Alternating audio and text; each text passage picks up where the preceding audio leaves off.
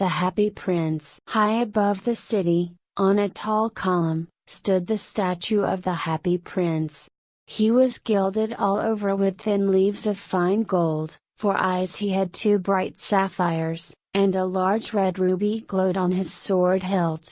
He was very much admired indeed. "He is as beautiful as a weathercock," remarked one of the town councillors who wished to gain a reputation for having artistic tastes, "only not quite so useful," he added, fearing lest people should think him unpractical, which he really was not. "Why can't you be like the Happy Prince?" asked a sensible mother of her little boy who was crying for the moon.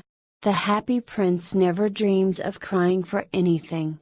I am glad there is someone in the world who is quite happy," muttered a disappointed man as he gazed at the wonderful statue. "He looks just like an angel," said the charity children as they came out of the cathedral in their bright scarlet cloaks and their clean white pinafores. "How do you know?" said the mathematical master. "You have never seen one." "Ah! But we have, in our dreams," answered the children, and the mathematical master frowned and looked very severe, for he did not approve of children dreaming. One night there flew over the city a little swallow. His friends had gone away to Egypt 6 weeks before, but he had stayed behind, for he was in love with the most beautiful reed. He had met her early in the spring as he was flying down the river after a big yellow moth, and had been so attracted by her slender waist that he had stopped to talk to her. "Shall I love you?" said the swallow, who liked to come to the point at once, and the reed made him a low bow. So he flew round and round her, touching the water with his wings, and making silver ripples. This was his courtship, and it lasted all through the summer. "It is a ridiculous attachment," twittered the other swallows. "She has no money, and far too many relations," and indeed the river was quite full of reeds. Then, when the autumn came they all flew away. After they had gone he felt lonely, and began to tire of his lady love. "She has no conversation," he said, "and I am afraid that she is a coquette, for she is always flirting with the wind." And certainly, whenever the wind blew, the reed made the most graceful curtsies.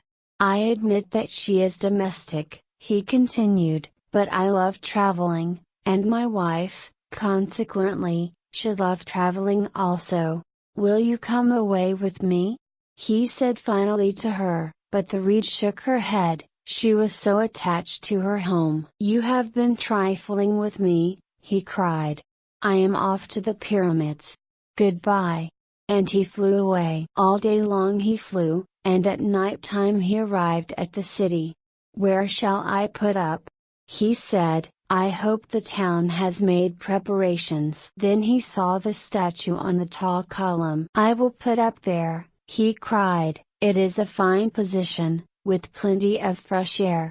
So he alighted just between the feet of the Happy Prince. "I have a golden bedroom," he said softly to himself as he looked round, and he prepared to go to sleep, but just as he was putting his head under his wing a large drop of water fell on him. "What a curious thing!" he cried, "there is not a single cloud in the sky, the stars are quite clear and bright, and yet it is raining. The climate in the north of Europe is really dreadful." The reed used to like the rain, but that was merely her selfishness. Then another drop fell. "What is the use of a statue if it cannot keep the rain off?" he said. "I must look for a good chimney pot," and he determined to fly away. But before he had opened his wings, a third drop fell, and he looked up, and saw. What did he see? The eyes of the Happy Prince were filled with tears, and tears were running down his golden cheeks. His face was so beautiful in the moonlight that the little swallow was filled with pity. "Who are you?" he said. "I am the Happy Prince." "Why are you weeping then?" asked the swallow. "You have quite drenched me." "When I was alive and had a human heart," answered the statue, "I did not know what tears were, for I lived in the palace of Sanssouci, where sorrow is not allowed to enter. In the daytime I played with my companions in the garden, and in the evening I led the dance in the great hall. Round the garden ran a very lofty wall, but I never cared to ask what lay beyond it, everything about me was so beautiful. My courtiers called me the happy prince, and happy indeed I was, if pleasure be happiness. So I lived, and so I died. And now that I am dead they have set me up here so high that I can see all the ugliness and all the misery of my city, and though my heart is made of lead yet I cannot choose but weep. What? Is he not solid gold? Said the swallow to himself. He was too polite to make any personal remarks out loud. Far away, continued the statue in a low musical voice, far away in a little street there is a poor house. One of the windows is open, and through it I can see a woman seated at a table. Her face is thin and worn, and she has coarse, red hands, all pricked by the needle, for she is a seamstress. She is embroidering passion flowers on a satin gown for the loveliest of the Queen's maids of honor to wear at the next court ball. In a bed in the corner of the room her little boy is lying ill. He has a fever, and is asking for oranges. His mother has nothing to give him but river water, so he is crying. Swallow, swallow, little swallow, will you not bring her the ruby out of my sword hilt? My feet are fastened to this pedestal and I cannot move. I am waited for in Egypt, said the swallow. My friends are flying up and down the Nile, and talking to the large lotus flowers. Soon they will go to sleep in the tomb of the great king. The king is there himself in his painted coffin. He is wrapped in yellow linen, and embalmed with spices. Round his neck is a chain of pale green jade, and his hands are like withered leaves. Swallow, swallow, little swallow, said the prince, will you not stay with me for one night, and be my messenger? The boy is so thirsty, and the mother so sad. I don't think I like boys, answered the swallow. Last summer, when I was staying on the river, there were two rude boys, the miller's sons, who were always throwing stones at me. They never hit me, of course, we swallows fly far too well for that, and besides, I come of a family famous for its agility, but still, it was a mark of disrespect. But the happy prince looked so sad that the little swallow was sorry. It is very cold here, he said, but I will stay with you for one night, and be your messenger. Thank you, little swallow, said the prince. So the swallow picked out the great ruby from the prince's sword, and flew away with it in his beak over the roofs of the town. He passed by the cathedral tower, where the white marble angels were sculptured. He passed by the palace and heard the sound of dancing. A beautiful girl came out on the balcony with her lover. How wonderful the stars are, he said to her, and how wonderful is the power of love.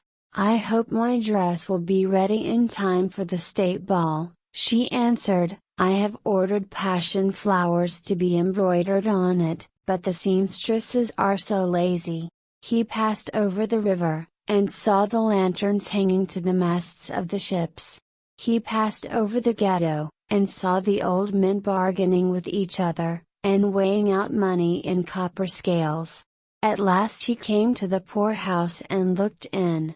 The boy was tossing feverishly on his bed, and the mother had fallen asleep, she was so tired. In he hopped, and laid the great ruby on the table beside the woman's thimble. Then he flew gently round the bed, fanning the boy's forehead with his wings. How cool I feel, said the boy, I must be getting better, and he sank into a delicious slumber. Then the swallow flew back to the happy prince, and told him what he had done.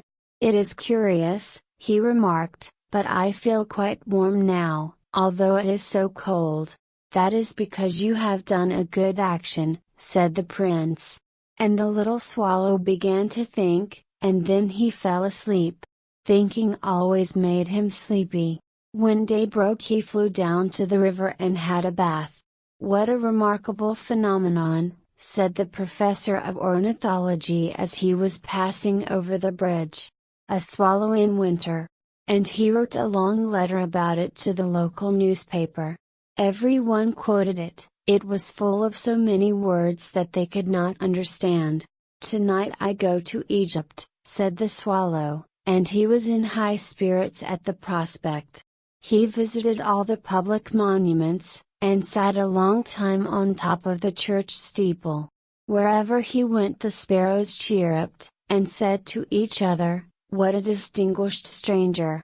So he enjoyed himself very much. When the moon rose he flew back to the happy prince. "Have you any commissions for Egypt?" he cried. "I am just starting." "Swallow, swallow, little swallow," said the prince, "will you not stay with me one night longer?" "I am waited for in Egypt," answered the swallow. "Tomorrow my friends will fly up to the second cataract. The river horse couches there among the bulrushes, and on a great granite throne sits the god Memnon. All night long he watches the stars, and when the morning star shines he utters one cry of joy, and then he is silent. At noon the yellow lions come down to the water's edge to drink. They have eyes like green beryls, and their roar is louder than the roar of the cataract." "Swallow, swallow, little swallow," said the prince, "far away across the city I see a young man in a garret. He is leaning over a desk covered with papers, and in a tumbler by his side there is a bunch of withered violets. His hair is brown and crisp, and his lips are red as a pomegranate, and he has large and dreamy eyes. He is trying to finish a play for the director of the theater, but he is too cold to write any more. There is no fire in the grate, and hunger has made him faint. I will wait with you one night longer," said the swallow, who really had a good heart. "Shall I take him another ruby?" "Alas! I have no ruby now," said the prince. "My eyes are all that I have left. They are made of rare sapphires, which were brought out of India 1,000 years ago. Pluck out one of them and take it to him. He will sell it to the jeweler, and buy food and firewood, and finish his play." "Dear prince," said the swallow, "I cannot do that," and he began to weep. "Swallow, swallow, little swallow," said the prince, "do as I command you." So the swallow plucked out the prince's eye, and flew away to the student's garret. It was easy enough to get in, as there was a hole in the roof. Through this he darted, and came into the room. The young man had his head buried in his hands, so he did not hear the flutter of the bird's wings, and when he looked up he found the beautiful sapphire lying on the withered violets. "I am beginning to be appreciated," he cried. "This is from some great admirer. Now I can finish my play," and he looked quite happy. The next day the swallow flew down to the harbor. He sat on the mast of a large vessel and watched the sailors hauling big chests out of the hold with ropes. "Heave ahoy!" they shouted as each chest came up. "I am going to Egypt!" cried the swallow, but nobody minded, and when the moon rose he flew back to the happy prince. "I am come to bid you goodbye," he cried. "Swallow, swallow, little swallow," said the prince, "will you not stay with me one night longer?" "It is winter," answered the swallow, "and the chill snow will soon be here. In Egypt the sun is warm on the green palm trees, and the crocodiles lie in the mud and look lazily about them. My companions are building a nest in the temple of Baalbek, and the pink and white doves are watching them, and cooing to each other. Dear prince, I must leave you, but I will never forget you, and next spring I will bring you back 2 beautiful jewels in place of those you have given away. The ruby shall be redder than a red rose, and the sapphire shall be as blue as the great sea." "In the square below," said the happy prince, There stands the little match girl. She has let her matches fall in the gutter, and they are all spoiled. Her father will beat her if she does not bring home some money, and she is crying. She has no shoes or stockings, and her little head is bare. Pluck out my other eye, and give it to her, and her father will not beat her. I will stay with you one night longer, said the swallow, but I cannot pluck out your eye. You would be quite blind then. Swallow, swallow, little swallow, said the prince, do as I command you. So he plucked out the prince's other eye, and darted down with it. He swooped past the match girl, and slipped the jewel into the palm of her hand. What a lovely bit of glass, cried the little girl, and she ran home, laughing. Then the swallow came back to the prince. You are blind now, he said, so I will stay with you always. No, little swallow, said the poor prince, you must go away to Egypt. I will stay with you always, said the swallow, and he slept at the prince's feet. All the next day he sat on the prince's shoulder, and told him stories of what he had seen in strange lands. He told him of the red ibises, who stand in long rows on the banks of the Nile, and catch goldfish in their beaks, of the Sphinx, who is as old as the world itself, and lives in the desert, and knows everything, of the merchants, who walk slowly by the side of their camels, and carry amber beads in their hands, of the king of the mountains of the moon, who is as black as ebony, and worships a large crystal, of the great green snake that sleeps in a palm tree, and has 20 priests to feed it with honey cakes, and of the pygmies who sail over a big lake on large flat leaves, and are always at war with the butterflies. Dear little swallow, said the prince, you tell me of marvelous things, but more marvelous than anything is the suffering of men and of women. There is no mystery so great as misery. Fly over my city, little swallow, and tell me what you see there. So the swallow flew over the great city, and saw the rich making merry in their beautiful houses, while the beggars were sitting at the gates. He flew into dark lanes, and saw the white faces of starving children looking out listlessly at the black streets. Under the archway of a bridge 2 little boys were lying in one another's arms to try and keep themselves warm. How hungry we are! They said. You must not lie here, shouted the watchman, and they wandered out into the rain. Then he flew back and told the prince what he had seen. I am covered with fine gold, said the prince, you must take it off, leaf by leaf, and give it to my poor. The living always think that gold can make them happy. Leaf after leaf of the fine gold the swallow picked off, till the happy prince looked quite dull and grey.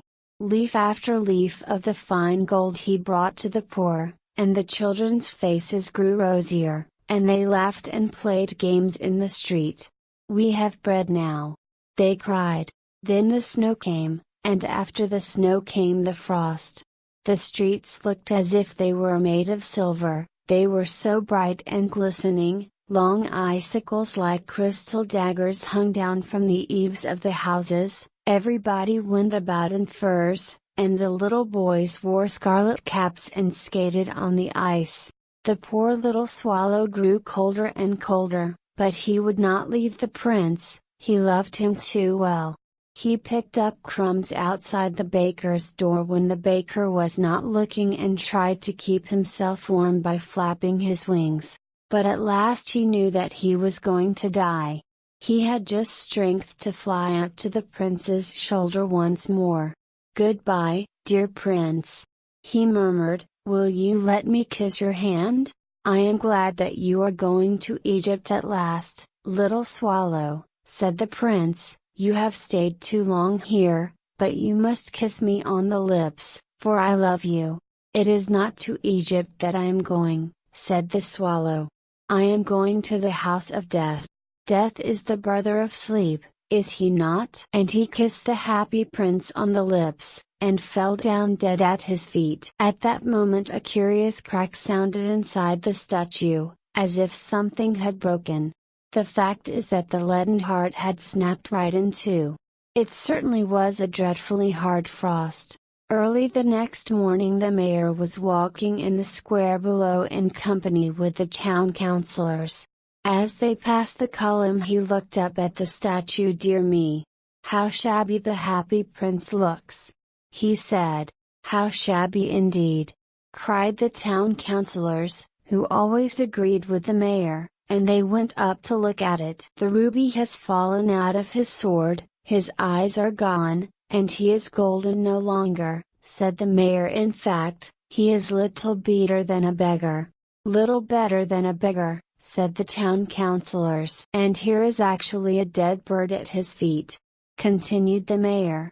"We must really issue a proclamation that birds are not to be allowed to die here." And the town clerk made a note of the suggestion. So they pulled down the statue of the Happy Prince. "As he is no longer beautiful he is no longer useful," said the art professor at the university. Then they melted the statue in a furnace, and the mayor held a meeting of the corporation to decide what was to be done with the metal. "We must have another statue, of course," he said, "and it shall be a statue of myself." "Of myself," said each of the town councillors, and they quarreled. When I last heard of them they were quarreling still. "What a strange thing!" said the overseer of the workmen at the foundry. "This broken lead heart will not melt in the furnace. We must throw it away." So they threw it on a dust heap where the dead swallow was also lying. "Bring me the two most precious things in the city," said God to one of his angels, and the angel brought him the leaden heart and the dead bird. "You have rightly chosen," said God, "for in my garden of paradise this little bird shall sing forevermore, and in my city of gold the Happy Prince shall praise me."